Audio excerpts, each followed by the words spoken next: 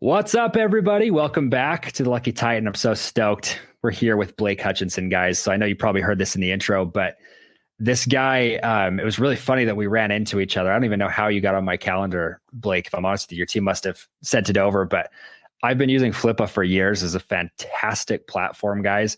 And most of you who listen to this show, religiously, you'll know that I talk about this a lot, that the way that you scale a company quickly is actually through acquisitions. And a lot of companies, a lot of small businesses don't realize that this is such a it's a very quick way to be able to scale a business, and you don't actually need that much cash to do it. So I'm really stoked to have Blake here with us today to really deep dive into this of like the power of acquisitions. And this is really what I would consider, I think you use the language with this, Blake, of it's an asset platform. What did you call it? It was like digital assets. So you can sell anything on there digital asset wise. Yeah. Digital real estate, digital assets, it's certainly an asset class in its own right. Certainly a lot of investors and buyers see it that way. So yeah, it's really fun space. Well, see, what's funny about this is I have always thought it was just for buying and selling businesses, but as we've started using it more and more, I'm finding, oh, hey, there's people with lists on here and I can go and buy their company, but I get the list and that's what I really care about. So I wanted to ask you this, Blake, just to kind of kick us off with a story, because everybody loves those, is what was that moment where you realized you had something of value here with Flippa? Because I mean, this is something business brokers have been around for forever, but Flippa is like the Uber of business brokers, in my opinion. It's like, what made you realize, hey, we're onto something with this?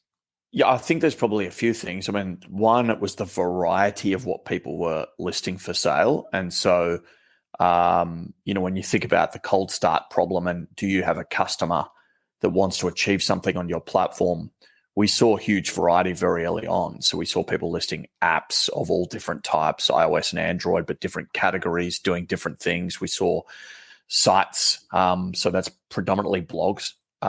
We saw e-com.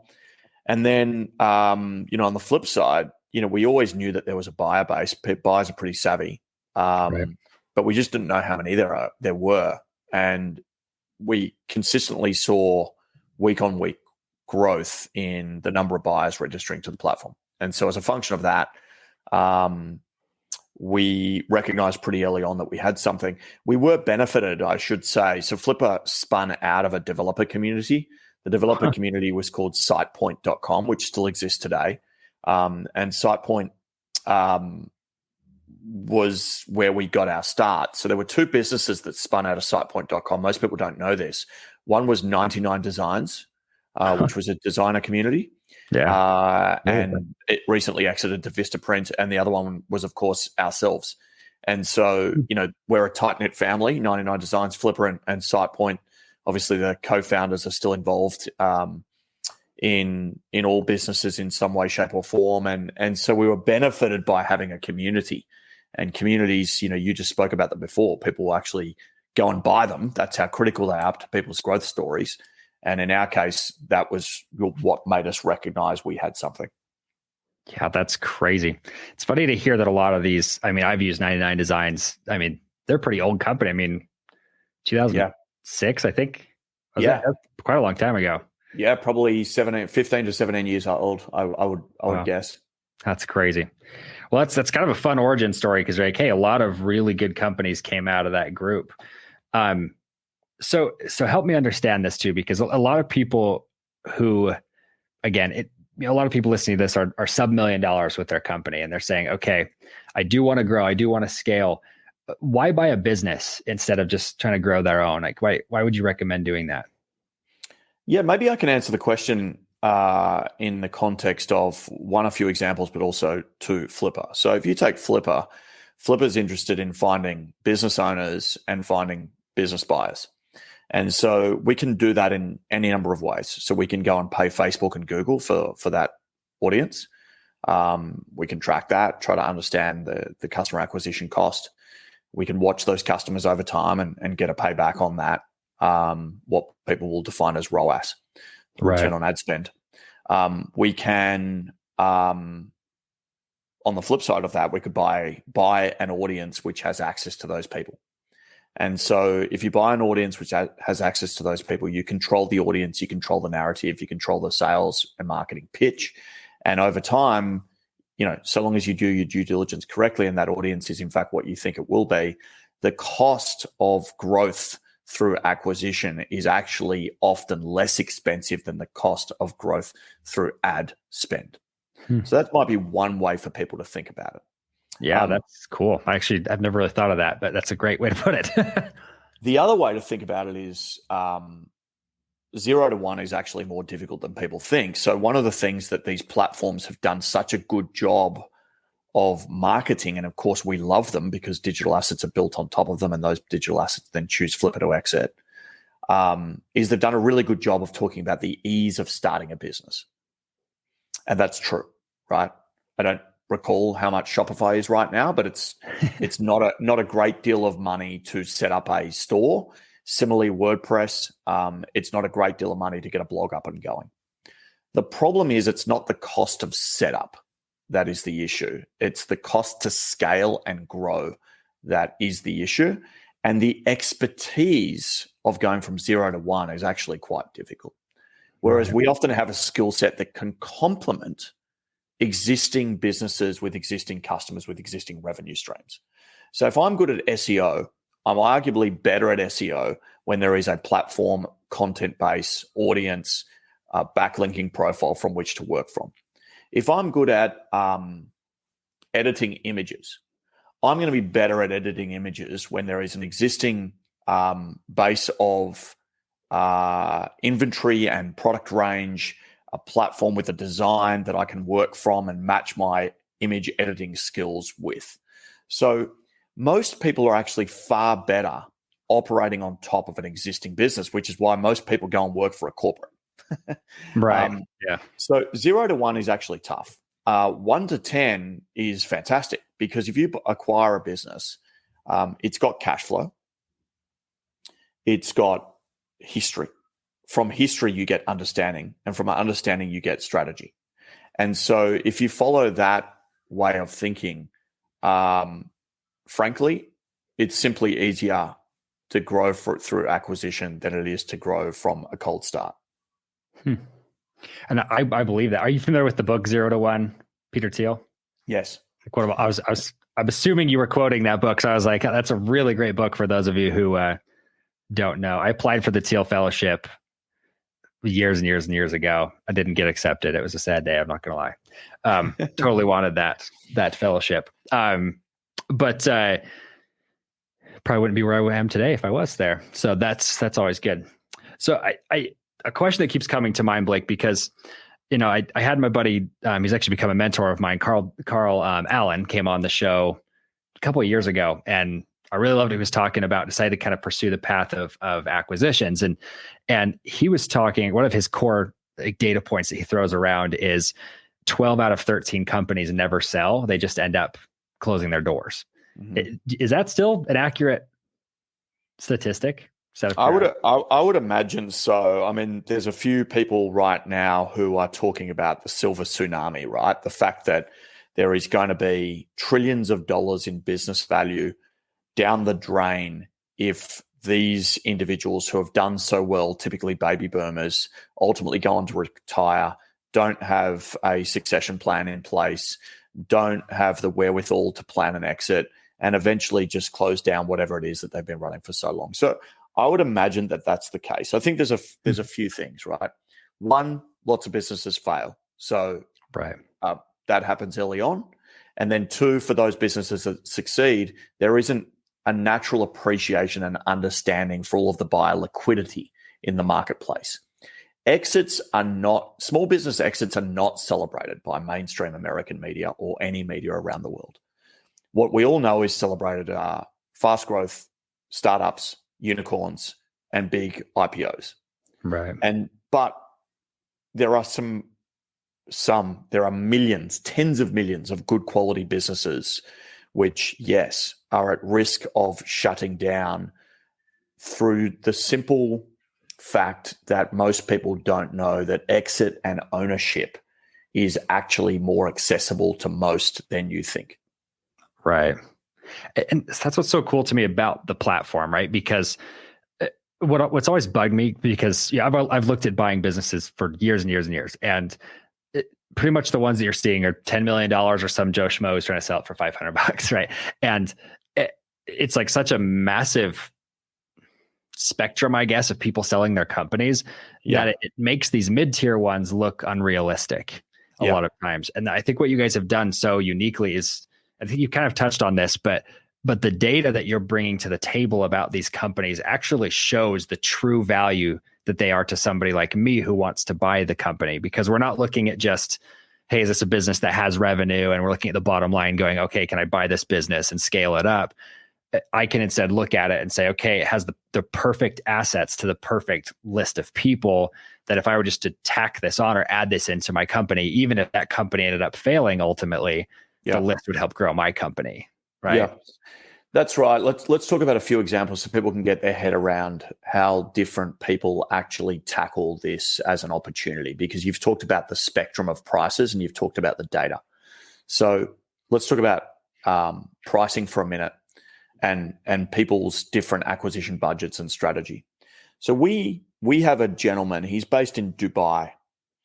And when I tell you that he has acquired over 70 businesses on Flipper, you're going to immediately think, wow, that's millions upon millions upon millions of dollars in acquisition, budget and acquisitions. What if I was to tell you that he's only spent $258,000 on those 70 transactions? That's crazy. So that means that what he's doing is buying lots of small assets for a purpose. So let's just now understand his purpose. So he is buying audiences. He understands ad revenue. He understands how to plug in an ad program and leverage the audience on any given content website. And so he owns hundreds, and he mentioned to me literally last week that this calendar year he would like to acquire 1,000 websites. Now, if he acquires 1,000, clearly he is now sitting on an audience from which he can monetize. So that's example number one. Then you've got a guy based in New York City. His name's John Chen. We've done a lot of stuff with John because his story is really, really interesting. So he bought an asset on Flipper for $7,500, but he then sold that asset 2.5 years later on Flipper, having scaled it for $550,000. He then took the $550,000 and everything he knew, and he went and acquired multiple sites for less than that, because his view was, well, if he could do it once, he could do it multiple times. And then we've had people who go and buy an asset that is about, maybe they own tattoo parlors. Okay, well, they own tattoo parlors. Well, now you've got to acquire customers. And so they went and bought a blog called Tattooing 101. And Tattooing 101 was a content site, which clearly tattooers, people who are enthusiasts as well as the artists themselves, would go to, browse and use. And so it became a community that he could own and then utilize to bring people. Now, they are of all different sizes of assets. The biggest deal we did last year, and it's no different to the strategy that the guy from Dubai has, it's just at a different quantum. So the biggest deal we did last year was a $35 million deal. And that was an app aggregator. So the app aggregator is no different to the gentleman in Dubai. The quantums are different. They have $200 million in capital, and they are looking to acquire apps that they believe they have the ability to bring into one family and optimize through good expertise. Right. See, that's so interesting, because you gave 3 different examples there that are like beautiful reasons why you would want to buy and sell businesses. And I look at a lot of people listening to this who might, truthfully, with 80% of businesses failing, there's a good couple 100,000 of you listening to this show who are going, maybe I'm not, I don't want to continue on with my business. And so a lot of people just close the doors, but maybe you could be posting that that website or whatever assets you have onto Flippa and making some cash as an exit without having to be an exit specialist, like you say, Yeah. And the average asset that lists on Flippa is actually 4.5 years old. So to some extent, they're past the death zone, right? Right.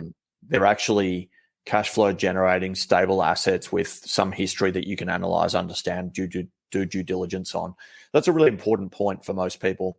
You don't want to go and sell your business in the early days of its maturity, because most buyers are actually not buying on opportunity, they're buying on history. And so they're looking to acquire cash flow. And so as a function of that, they want to buy something that they understand has some stability to it. Yeah, that's true of me. I mean, I spend a lot of time on Flippa, guys. I'm not going to lie to you. When I'm bored, I'm not on social media. I'm like looking at listings and seeing what people have. And it's just so interesting to me because I look at a lot of these, and even for myself, where I'm looking more for lists and saying, hey, is this a list of buyers? But it's interesting because a lot of these companies may not look good even from a cash flow perspective, because hey, they've been listed and they're not actively building this anymore. It's an old company. They've stopped managing it. But if you look at their history, like you're saying, and you say, hey, if I could just replicate what they were doing before, just turn on the same ads again or whatever, I could duplicate and replicate that result. I've got a cash flowing asset that already has a list. Yeah, that's gives you a lot of. And Josh, do you want the list that is already generating revenue, or do you just want the list because it's a community of people relevant to you? I want a list of buyers, right? So I look for people who are actively buying from an email list. That's what I love. Yeah. Awesome. So that's like one of those. I think a lot of people, we preach against this a lot in our community. It's like, it's not about having millions and millions of followers. It's about having, 100 or 1,000 people who actively buy from you. Because I mean, if you have a list like that of 1,000 people who buy from you, I'd be willing to give you $10, $20, $50,000 for that list versus the guy who comes to me with 500,000 people and his email open rate is like 2%, right? Yeah. Makes no sense for me. Absolutely no value. Yeah. Yeah. It's super interesting what people's different strategies are. Yeah. I mean, there's like a million different ways to make money with it. But so, I asked you before this interview, Blake, like, what are you looking for? Who are you looking for? And you talked about, you guys have been very focused on the sell side. So you've been bringing a lot of companies together, building this marketplace so people can come see it. But there's an abundance of buyers right now looking for solid assets. And you said you're working on something in your company that hopefully by the time this goes live is going to be available to everybody for the buyer. Do you mind that's right. Why? Yeah, it's super interesting. So we make our money, let's just be really transparent. Flippa makes its money from the sell side. And so we make our money when a seller lists and when a seller sells. So it's a contingency-based model. It's a success fee. Yeah. And that works really, really well for us. We've been around for a long time, 13 years, and we're consistently growing, and we're growing really well right now. But of course, one of the challenges of being big and getting bigger is that there's actually lots of buyers for any given asset. And that's good. But to some extent, there is an oversaturated buy-side market. And what we want to do is help sellers pick and choose which buyers they should bias. And we want to have buyers be given an unfair and competitive advantage if they've got either a history of lots of transactions on the platform, because therefore they're good to deal with, or that they are a premium and paying customer. So long story short, we're launching what we call first access. And so first access does not mean that you won't be able to access the marketplace and we suddenly shut it down to everyone. That's not the case at all. First access simply says that if you want to get in early and you want to see the deals beforehand, and you want an unfair advantage and a competitive edge, you can pay. And you will get 21 days to look at a deal before the rest of the marketplace gets it. Wow. And so the benefit of that is that, those buyers are clearly in a rush, and we don't encourage rushing deals, but you get what I mean, to see deals and to actively negotiate and get deals done. And so we've had demands from buyers for this for literally years. The first time I saw a reference to this was about 5 years ago, when a buyer said, what if I just put a lot of money in your account and you bias me above all others? And we said, well, we can't do that. That's not in the spirit of a democratic marketplace. But your concept is sound. And so it will be called First Access. You will get 21 days access to that asset before it releases on the broader marketplace. And there'll be a bunch of other benefit thrown in there too. So keep an eye out for that. I think when everyone's hearing us, Josh, will be live. So that'll be cool. Yeah. And cool. Then go check it out, guys. That's awesome. The second thing we have, which we think is really, really exciting, is Flippa's currently mapping the universe of digital assets. So think about how Google organized the world of information. What Flippa does every night is we analyze all of the assets we sit on, and we go and think about, programmatically this is, the world of other relevant similar assets. And we're currently mapping them. And so think about Bloomberg for digital assets. And so we've currently built an off market. You can check that out. It exists, flippa.com/off market, and you can see 65 to 75,000 assets there right now. And so you will be able to pay to basically use Flippa as a deal sourcing platform, because of course we have the on market, but the next evolution of Flippa is to say to all of this network of buyers out there, well, you're desperately seeking deals. So here is a platform for deal flow, and it will be called just that, deal flow. And you will be able to basically shortlist, create deal lists. But better than that, you'll be able to analyze the data that we have aggregated and benchmark that data against all of our other information we understand about digital assets. And then even better than that, you will be able to contact the business owner directly on the platform and say, I'm interested. And we will then contact the business owner programmatically on your behalf, bring them back into the system, and you'll be able to negotiate. So you go from being a marketplace to a platform, and you go from being a marketplace to an environment where buyers can not only do deals with the active market, but go and find deals in the off market. And we think that's really compelling. So that will be live too. Yeah, I was going to say, what was the link to that again? Flippa.com/what? Off market. Flippa.com/off market. Awesome. Well, I'm going to go check that one out. For the rest of you, head to pantheon.fm/Flippa so I can snag you as an affiliate. I'm just kidding. Please do. I always appreciate that. So that's cool. I mean, what I love about companies like yours, you're evolving based off of customer feedback. And I kind of have to praise you for this because you probably don't even know you do this. But when I first met Blake, guys, we were having this conversation a few minutes ago, and he found out I was a user and starts asking me questions about, would you like that on the platform? Nobody asks that, guys. It's so I have to praise you for that, Blake, but it's like, it's so unique when a company like yours will take time to listen to an individual user. And I haven't even fully completed a deal yet on Flippa. I have every intention of doing so, but that's a really important piece of our product evolution. And I will admit that 5 to 10 years ago, we were not that way, or at least as much as we would like to be. That is a fundamental shift in the way we think about building product and the way we think about serving our customers. It's very much about what is the product the customer wants, what is the experience the customer wants, how do we find out what they want, and how many can we talk to understand that opportunity. And so I would talk to at least 25 customers a week. But in addition to that, we've got our product management team, which most of their day I hear them on the phone talking to customers. And that's just a really, really critical feedback loop. It sounds so obvious, but I agree with you. Not enough people do it. Well, I think especially the owners, because they tend to put it in the hands of a customer development team or whatever, like product management. When it's like, as the owner of the company, if you don't know what's going on at the base level and you don't listen to your people constantly, you'll never know if you're providing a good enough service. So I think it's cool that you do that. Well, and guys, so once more, just head over to flippa.com, or you can head through my link and you'll be my favorite. If you go to pantheon.fm/Flippa, go check it out. I mean, even if you're not ready to buy businesses, go look at it. If you go reference, I wish I knew the episode number, but look up Carl Allen. I think he's come on twice and talked about this specifically of leveraging something like Flippa, an asset like Flippa, to be able to grow your business through acquisitions. I would highly, highly recommend that to you.